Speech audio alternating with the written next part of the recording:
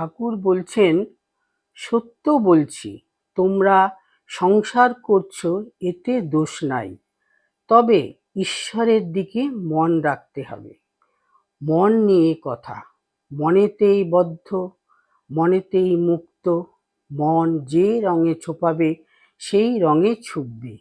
যেমন ধোপাগড়ের কাপড়, লালে ছোপাও লাল, নীলে ছোপাও নীল, সবুজ রঙে ছোপাও সবুজ। যে রঙে ছোপাও সেই রঙেই ছুপবে। দেখো না, যদি একটু ইংরেজি পড়ো তো অমনি মুখে ইংরেজি কথা এসে পড়ে। ফুট ফাট, ইট মিট, আবার পায়ে বুট জুতা, শীষ দিয়ে গান করা, এই সব এসে জুটবে।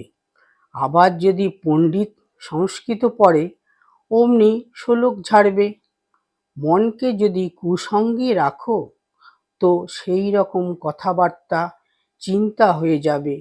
যদি ভক্তের সঙ্গে রাখো তাহলে ঈশ্বর চিন্তা, হরি কথা এই সব হবে।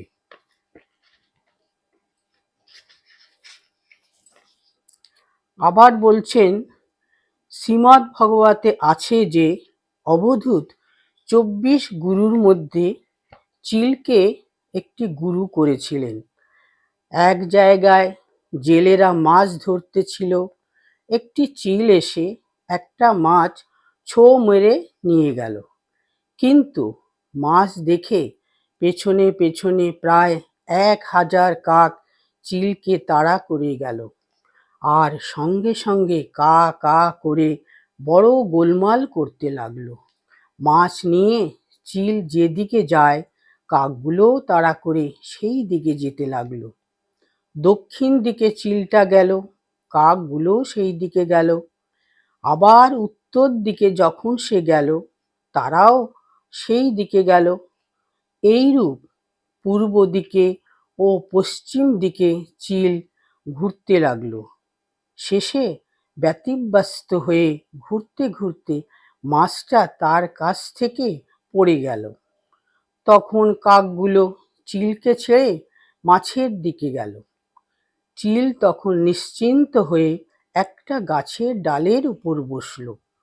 বসে ভাবতে লাগলো, ওই মাছটা যত গোল করেছিল, এখন মাছ কাছে নাই, আমি নিশ্চিন্ত হলুম।